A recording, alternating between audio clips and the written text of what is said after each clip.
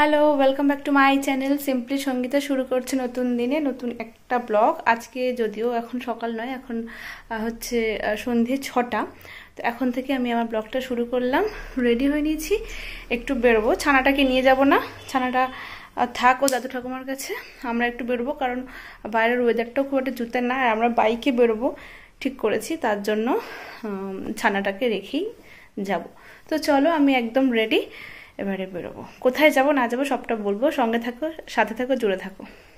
আসলে আমি খোলসা করে বা খুলে কিছু বলতে পারলাম না ক্যামেরার সামনে, আর হাতেও অতটা সময় ছিল না, জাস্ট রেডি হয়ে বেরিয়ে পড়লাম।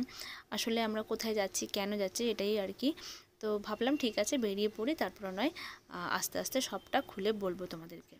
সামনেই আমাদের অ্যানিভার্সারি আসছে, আর 5 বছর পূর্ণ হবে, মানে 5 বছর আমরা কাটিয়ে ফেললাম একসাথে। তো তাই সেই দিনটা কিভাবে সেলিব্রেট করব, কি পরবো না পরবো, তার জন্য একটু শপিং করতেই বেরিয়েছি আমরা। আর আমাদের এখন 2 বছরের ছোট্ট একটা ছানা আছে, তো ওর জন্য তো কিনতেই হয়, কারণ হচ্ছে আমরা কিনি না কিনি ওর জন্য মনেই হয় যে কিছু একটা কিনি। ওকে কি পরাবো, ওকে কিভাবে সাজাবো, সবসময় আমার মাথায় তো এসব ঘুরতেই থাকে। তো তাই বেরিয়ে পড়লাম, যাওয়া যাক। কী কিনবো না কিনবো সেটা তো শেয়ার করবই, তো আস্তে আস্তে তোমরা দেখতেও পাবে। আর আজকের দিনটা ছিল হচ্ছে 3 ফেব্রুয়ারি, কারণ 4 তারিখে হচ্ছে সরস্বতী পুজো। তো তাই একটু আর কি শহরটা একটু সাজানো গোছানো, কোথাও কোথাও প্রোগ্রাম হচ্ছে, তো তাই একটু তোমাদেরকে দেখালাম যে রাস্তায় প্রোগ্রাম হচ্ছে। তো আমরা চলে এসেছি এখন নিউ মার্কেটের। এইটা হচ্ছে জায়গাটা একটু বলে দিই, 23 মার্কুইস্ট স্ট্রিট, কলকাতা 7,16,000। তো এই জায়গাটা আমি নেটে সার্চ করে এসেছিলাম, কারণ আমি খুঁজে পাচ্ছিলাম না জায়গাটা। আর এই জায়গাটা কোন দিকটা বলো তো, যেখানে বাংলাদেশ থেকে বাসগুলো আসে বা বাস ছাড়ে সেই জায়গাটাতে। এবং এখানে কিন্তু প্রচুর হোটেল রয়েছে, যেখানে কিনা বাংলাদেশ থেকে এসে বেশিরভাগ বাংলাদেশি এখানে স্টে করে। আর প্রচুর পরিমাণে এখানে দোকান রয়েছে, এক্সে বার্কার এক একটা ভালো ভালো জামা কাপড়ের দোকান। ওরা মোটামুটি এখান থেকে শপিং করে, যেটা বুঝতে পারলাম, কারণ বেশ কিছু বাংলাদেশি লোকও আমরা পেয়েছি, কারণ ওদের কথাবার্তা দেখলেই তো বোঝা যায় আমরা বাঙালি একরকম, ওরা বাঙালি আরেক রকম।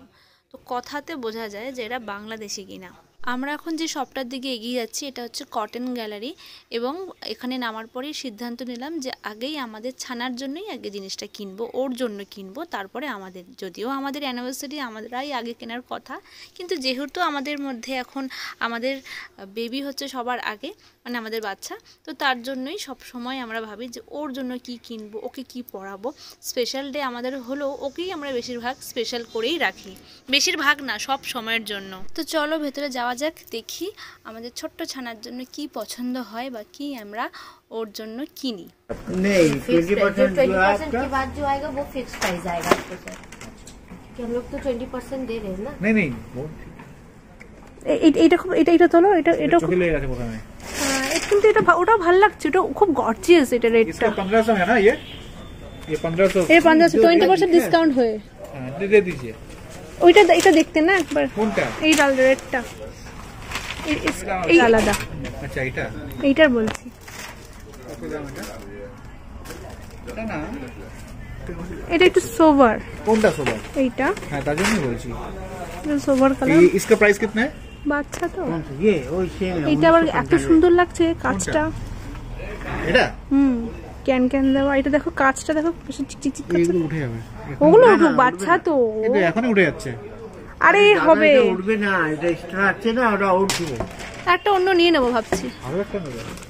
ওর সঙ্গে সকাল থেকে নিয়ে নেবো একটা, এটা পরে। কিন্তু ওটা আমার চোখে লাগছে। এটা কি ভালো লাগছে? আর এই কাজ এক একটা এক এক রকমের, মানে Next second, হ্যাঁ। দেখো এইটার লম্বা লম্বা কাজ, ওটা অন্যরকম কাজ, মানে চোখে। যদি এটা ভালো লাগছে আমারও, এমন মনে হচ্ছে যেন ওর মামার বিয়ে লেগেছে।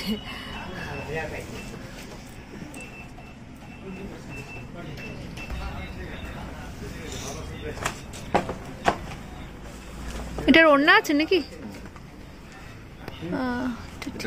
ওটা হাত আছে না? ও আচ্ছা আচ্ছা আচ্ছা, ঠিক আছে।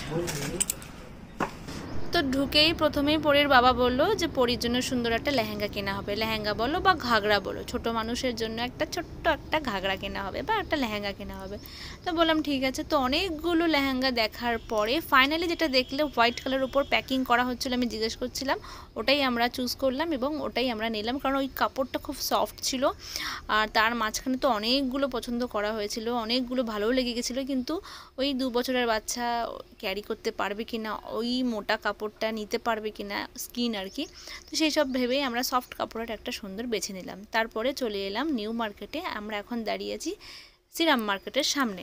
সিরাম মার্কেট ঢুকতেই একটা সামনে সফট টয়েজের দোকান থাকে, তোমরা হয়তো দেখেছো অনেকে বা জানো।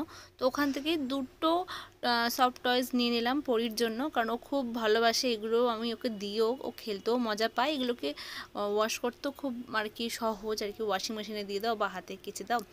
তো অনেকগুলো আর আছে বাড়িতে ভর্তি আমার আলমারি, তবুও নিলাম ওর জন্য 2টো। তারপরে এবারে আমরা সিরাম মার্কেটের ভেতরে ঢুকবো। প্ল্যানেটে এই সিরাম মার্কেটের ভেতরে ঢুকছি বলে ভেবো না যে আমি ওয়েস্টার্ন কিছু একটা কিনতে চলেছি, না একদমই নয়। আমি শাড়ি কিনবো, ইয়েস, আমি এই সিরাম মার্কেটের ভেতর থেকেই শাড়ি কিনবো, কারণ আমার অনেক দিনের একটা ইচ্ছা ছিল যে একটা আমি অর্গানজা কিনবো বা শিফন শাড়ি কিনবো। আমি এমনিতে শাড়ি পরতে খুবই ভালোবাসি, যে কোনো অকেশনে আমি শাড়িটা কিন্তু পরি, মিস করি না, কারণ শাড়ি পরা আমার খুবই কম হয়। যখন যেখানে বেরোই জিন্স হোক কুর্তি হোক পরে বেরিয়ে যাই, কিন্তু শাড়িটা আমার পরাই হয় না। তাই শাড়ি কেনার প্রতি আমার একটা ন্যাক রয়েছে এবং প্রতি বছর পুজোতে নেই করে 4-5টা আমার শাড়ি হয়েও যায়। আর সবই ট্রেডিশনাল শাড়ি হয়, মানে হচ্ছে Kanjeevaram, Baluchari, south Indian silk, এমনি নর্মাল সিল্ক, তাছাড়া হচ্ছে বেনারসি বা হ্যান্ডলুম, এই টাইপের শাড়ি কিন্তু আমার ওয়ার্ড্রোপে রয়েছে, কিন্তু অর্গানজা নেই। তো তাই ভাবলাম যে একটা অর্গানজা নেব, আর এই বছরে খুব ট্রেন্ডে চলছে।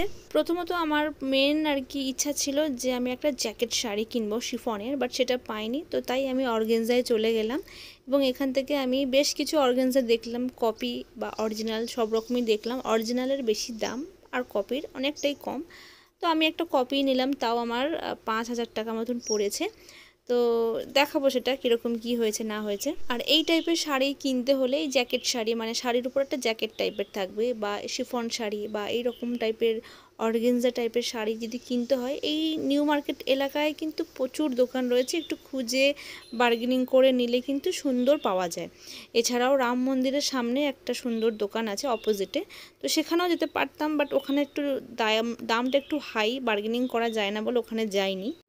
আর জ্যাকেট শাড়ি যেটার কথা বলছিলাম সেটা এখানে আমি পেয়েছি, কিন্তু আমার মন মতন হয়নি বা আমার ভালোও লাগেনি, তাই এখান থেকে আমি নিলাম না। আমি দেখেছিলাম আসলে ফেসবুকে একটা পেজ থেকে, তো ওখানে আমার দেখলাম ভালো লেগেছে। এখানে আসার পর দেখলাম দামটা মোটামুটি একই কাছাকাছি। তো কেনাকাটা হয়ে যাওয়ার পর আমি এখানে এসেছি চুড়ি নিতে, একটু চুড়ি ম্যাচিং করে একটু পরবো। চুড়ি নেওয়া হয়ে যাওয়ার পরে আমরা সামনেই, মানে পাশেই ছিল নিজামের আর কি রেস্টুরেন্ট, তো ওখানে চলে গেলাম। একটু বিরিয়ানি আজকে রাতের ডিনারেই নিয়ে নেবো, তো তাই স্পেশাল বিরিয়ানি নিলাম এবং দুজনেই একটু ভাগ করে এখানেই আমাদের রাতের ডিনার কমপ্লিট। আর কাল হচ্ছে সরস্বতী পুজো, এবছরে সরস্বতী পুজো করছি না বলে সেরকম কোনো এক্সাইটমেন্ট নেই। সামনের বছর বাড়িতে পুজো করার ইচ্ছা আছে, তো তাই সামনের বছর হয়তো এক্সাইটমেন্ট থাকবে, কারণ সামনের বছরেই পরীকে হাতে খড়ি দেওয়াবো। তো চলো বাড়ির দিকে যাই, পরি কী করছে দেখি। এই যে বাড়ি চলেও এসেছি, আর পরি যথারীতি ওই কি বলে প্রজাপতি সেজে নেচে বেড়াচ্ছে, দাদু ঠাকুমার সাথে খেলা করছে। আজকের ভিডিওটা এখানেই এন্ড করলাম, তোমাদের কেমন লাগলো জানিও। যদি ভালো লাগে থাকে একটা লাইক করো, আর যারা নতুন দেখছো তারা কিন্তু সাবস্ক্রাইব করতে ভুলো না। সাবস্ক্রাইবের পাশে থাকা বেল আইকনে ক্লিক করে দিও, তাহলে যখনই আমি নতুন ভিডিও আপলোড করব সবার আগে নোটিফিকেশন চলে যাবে। Tata, good night.